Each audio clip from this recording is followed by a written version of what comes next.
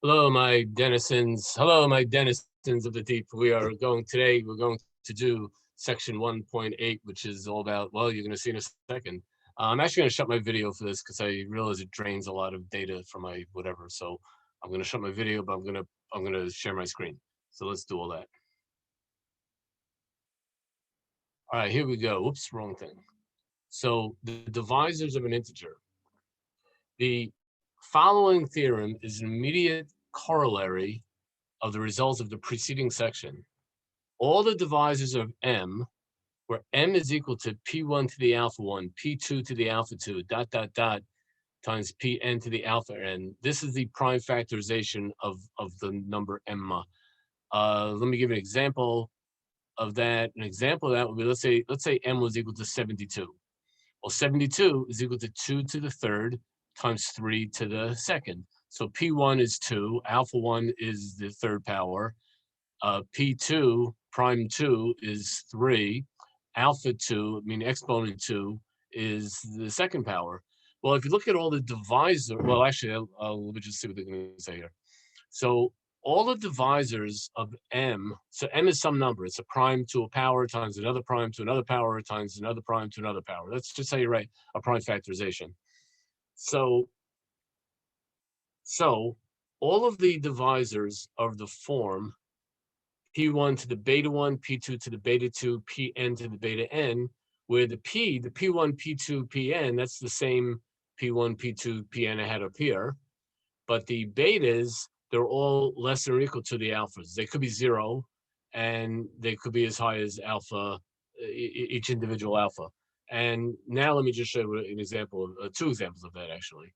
So in the number 72, 72 is equal to 2 to the third power times 3 to the second power. Well, if you make a list of all the divisors, not the prime, I'm not talking about necessarily just the prime divisors or the prime factors, but all the divisors. So you have 72, 36, 24, 18, 12, 9, 8, 6, 4, 3, 2, 1. That's the list of all the numbers that go into 72. Well, if you notice, every single one of them, if you break them into prime factorizations, it's a power of 2 times a power of 3.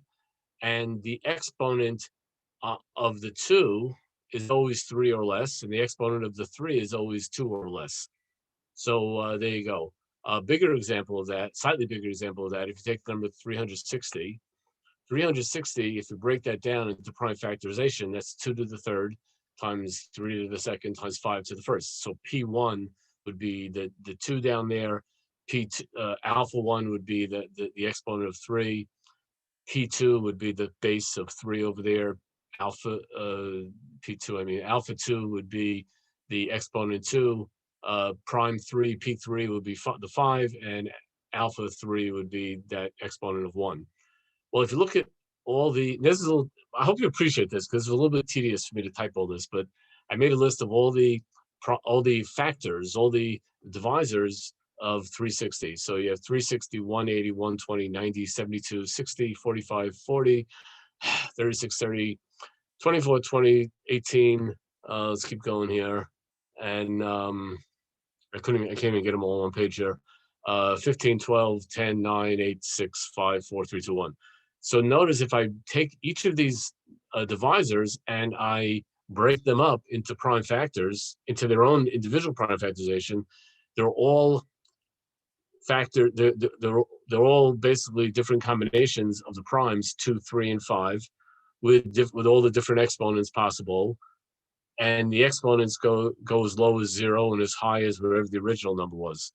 So for example, if you look at anything with an exponent, everything with a base was a prime of 5, it's going to have either 5 to the 0 or 5 to the 1. Any number is either going to have a 3 to the 0 or a 3 to the 1 or a 3 to the 2. And any number with any even number is going to have either a 2 to the 0, well, not any number is either going to have a 2 to the 0, which would make it an odd number, a 2 to the 1, 2 to the 2, a 2 to the 3. So all these combinations, which by the way means, if you think about that, how many combinations are there? Let's do some math here.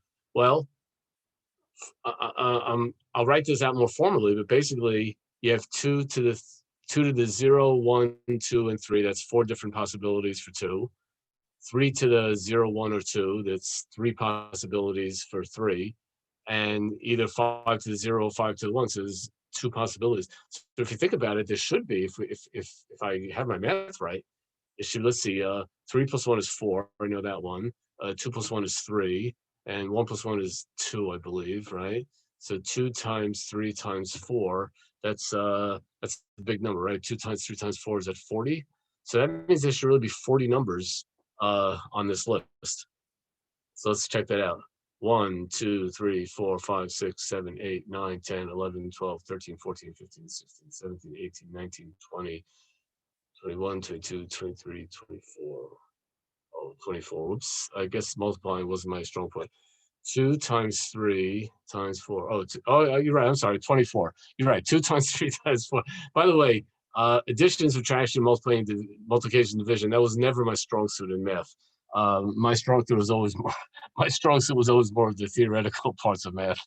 I was never really good at that aspect of math, of actually multiplying numbers correctly. But 24 is correct, because 3 plus 1, that's the exponent 3 plus 1, the exponent 2 plus 1, the exponent 1 plus 1. So it's 4 times 3, which is 12, times 2, which is 24. And yes, there you see there are 22 factors. Anyway, let's get back to the drawing board. I wanted to just mention something as a side point. This here, I made a little document. I call it Scroll. Just sometimes I write things when I write things down for you when I'm making these videos, and I just put them up on a Google Doc. And this is the thing. I'm gonna send this out to you on Canvas, so in case you want to ever look up this Google Doc here, just to see what's just to see, you know, what I have. Well, to see, it's all in the videos anyway. But just in case you ever want to just take a look at it individually. Anyway, back to our exciting. Now, from this, it is clear that every divisor of M is included once and only once among the terms of the product. 1 plus P1 plus P1 squared times 1 plus P2 dot dot dot. And I'll just and if you would multiply all this out, you would wind up getting every possible combination of different powers of P and with the different exponents, and each exponent is limited. Let me actually draw this out for you better in my example. So let me just do that right now. So if we look, for example, at our example of 72, so if you look down here, 1 plus 2 to the first plus 2 to the second plus 2 to the third times 1 plus 3 to the first plus 3. If you would multiply this all out, and you would wind up getting every combination, you'd wind up getting in this product, you'd have, let's see, 1, 2, there are 4 terms here, and there are 3 terms there. 4 times 3 is 12. You get 12 different things, but each of those things is going to be one of the combinations on this list, including 72 itself, because 3 to the second times 3 to the third is going to give you the 72. So if you multiply this sucker out, you're going to get all of these. In fact, now you're getting all of them. Since there's a bunch of plus signs, you're actually getting the sum of all the divisors. This is going to be equal to the sum of all the divisors of 72, which is a cool thing. And there's going to be we're going to give it a fancier name for this. It's going to call sigma, but let's move on. Let's just look at 360. So with 360, the same thing. So here's my 360. And if I would multiply 1 plus 2 to the first plus 2 to the second plus 2 to the third times 1 plus 3 to the first plus 3 to the second times 1 plus 5 to the first. Well, I have 4 guys there, 3 guys there, 2 guys there. 4 times 3 times 2 is 24 combinations, but each term of this expanded 24 things is going to be one of these suckers I have on this list up here. Since I'm adding them all up, this winds up being the sum of all the divisors. This winds up being the sum of the divisors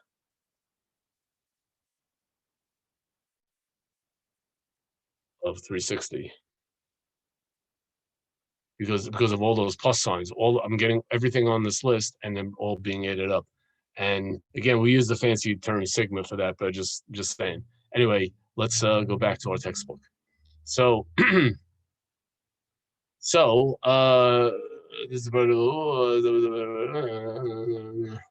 So the number of terms in the expansions can be alpha 1 plus 1, alpha 2 plus 1, alpha n plus 1. It's basically adding 1 to each exponent, as you can see why that happens. And there we go. So the number of divisors, I'm not talking about the sum of the divisors yet, that's going to come. But the number of divisors of m, assuming m is p1 to the alpha 1, so on and so forth, is going to be alpha 1 plus 1, alpha 2 plus 1, dot, dot, dot, times alpha n plus 1. And the product of all these guys, this big P over here, is pi, and it stands for, just like when you have a big giant sigma that stands for sum, this here is a product. The product of all these P, of these parentheses things here, the product of these guys is equal to this product. Now, where did this come from? Where in the world does this guy here, how does that equal that guy there? Well, the answer is simple algebra. If I would take the pi minus 1 and multiply it by 1 plus pi squared plus pi to the, if I would multiply that out, everything would cancel except for, well, let me just do an example. Let me do an example. So give me a second so you can see what I'm talking about. Well, for example here, if you have 1 plus 2 to the 1 plus 2 to the second plus 2 to the third, you multiply that by 2 minus 1, because that's pi minus 1. So, well, if you distribute this, you get 2 times this that big parenthesis, minus 1 times that big parenthesis. I'm going to put a 1 there, even though it's not necessary, just to see where I got this from. Then when you multiply this all out and multiply that all out, everything cancels because you get 2, except for a 2 to the 4th here and the 1 over here. So this equals 2 to the 4th minus 1, which by the way equals 15. And that's a fancy, and this is all a very fancy way of saying that, 1 plus 2 plus 4 plus 8 equals 15. I'll fix that in a second. 1 plus 2 plus 4 plus 8 equals 15. Just works out that way. But that's the general, and this is really this is really the formula for the the sum of a geometric progression. Anyway, but let's get back to this. So this is what this is saying. Again, I'm trying to explain. I hope I'm not over-explaining. I hope I'm not under-explaining. But there's a lot of fancy, symbols here. I'm trying to just explain in simple common sense what all these symbols mean. Anyway, well, we said before that when you multiply these out, you wind up getting every combination of all the factors, and they're all added together. That means this whole thing is the product, gives you the product of this product gives you the sum of all the divisors. So the sum of the divisors of the number n is p1 to the alpha 1 plus 1 minus 1 over p1 minus 1 times dot to dot, same thing, and that is the fact. So let's just I want to write this up in an example-y kind of way. So let's just go back to my all right, so the sum of the divisors of 360, I'm going to write that now in a fancy way so I could do that. I'm going to, give me a second. So to show you this just an example, the sum of the divisors of 72, but this formula is going to be 2 to the 4th minus 1 divided by 2 minus 1 times 3 to the 2nd minus 1 times 3 minus 1. And the sum of the divisors of 360 is going to be 2 to the 4th minus 1 divided by 2 minus 1 times 3 to the 3rd minus 1 over times, that should be divided by, oops. And and then times 5 to the 2nd minus 1 over 5 minus 1, 3 to the 3rd minus 1 over 3 minus 1. Let me make sure I got the other one right. So I sure I didn't make a mistake. Oh yeah, I left out the little dividey thingy.